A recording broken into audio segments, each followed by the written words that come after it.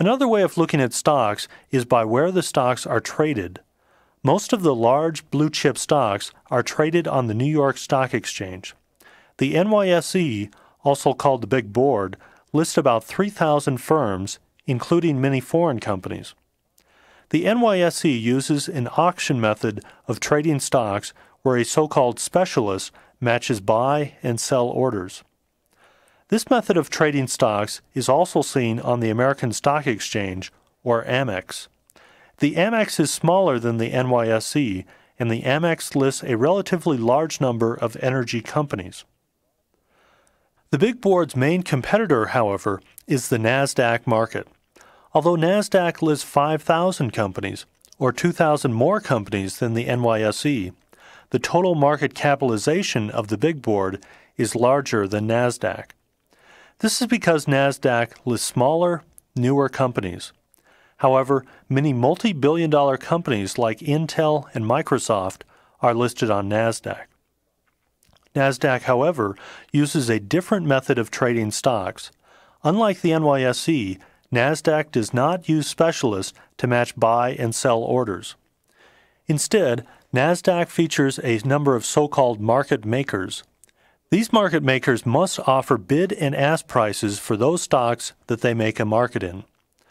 A number of market makers are supposed to maintain an orderly and competitive market, and market makers can keep inventories of stocks.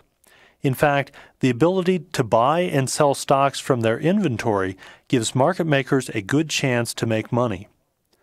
In addition to the NASDAQ, there's the so-called over-the-counter market. This market includes nearly 30,000 publicly traded companies, but the trading volume of these stocks is low. Prices of these stocks used to be published on pink paper, so these stocks are still sometimes called pink sheet stocks.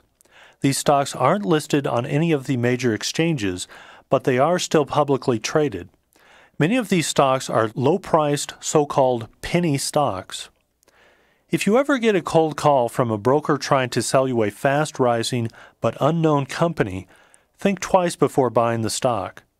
Many of these stocks are thinly traded, so it's easy for a few people to ramp up the price of the stock by trading the stock amongst themselves. This can produce spectacular price increases and provides evidence that the stock can only go up. On the way up, the original investors cash out as pushy brokers sell the stock to outside investors who provide the escape mechanism.